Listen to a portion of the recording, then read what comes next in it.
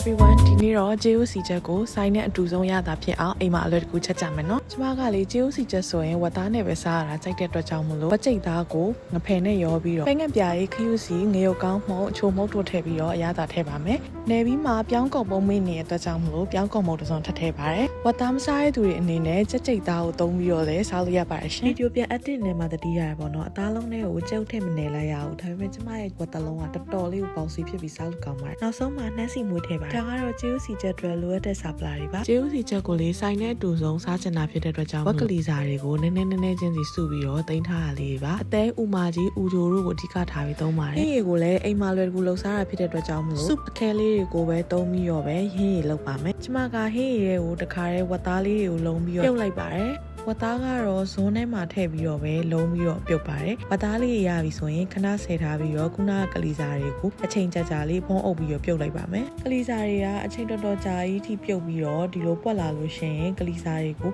ခဏဖယ်ထုတ်ပြီးတော့ကြာစံကိုရင်ပြုတ်ပါမယ်ကြာစံကအိုးထဲမှာစကားခံပြီးတော့ပဲပြုတ်လိုက်ပါတယ်ကြာစံရပြီဆိုလို့ရှိရင်တော့ပဲပြားနဲ့မုံညင်းရွက်ကိုထည့်ပြုတ်ပါမယ်ဒီမှာကမုံညင်းစိမ်းရှားတဲ့အတွက်ကြောင့်မို့ဘုတ်ချာကိုပဲသုံးထားပါတယ်ဒီချက်လုပ်ဖို့အတွက် MSC နဲ့ထည့်ပဲငှက်ပြားရဲ့အကြီးပဲငှက်ပြားအနောက်တို့ထည့်ပြီးတော့တေချာလေးနှက်ဆက်အောင်မှွေလိုက်ပါမယ်စီမွေးကိုတော့ကျမကဝက်စီတွေဘာညာမရှိတဲ့အတွက်ကြောင့်မလို့နှမ်းစီလေးကိုပဲသုံးထားပါတယ်ရှင်နောက်ဆုံးမှာတော့ကြက်သွန်ကြော်လေးဖြူပြီးတော့စားဖို့ပြင်လိုက်ပါရမယ်ရှင်ကျေးဇူးစီချက်ဆိုတာကဘာပေါ်မှာမြန်မာပြည်တစ်ခုတည်းရတာစထွင်လိုက်တဲ့စားစာလို့လဲပြောရကြဖို့ရပေါ့နော်ဒါဆိုကျေးဇူးနဲ့ကျေးဇူးစီချက်ကိုပဲဟာပို့ကြိုက်ကြလဲကျမကတော့ငယ်ငယ်လေးတည်းကကျေးဇူးစီချက်ကိုပို့ကြိုက်ပါတယ်ကဲဒါဆိုရင်စားလိုက်ပါအောင်မရှင်စားကြပါအောင်နော် Thank you for watching နောက်ဗီဒီယိုမှာပြန်တွေ့ကြမယ်နော်တတ်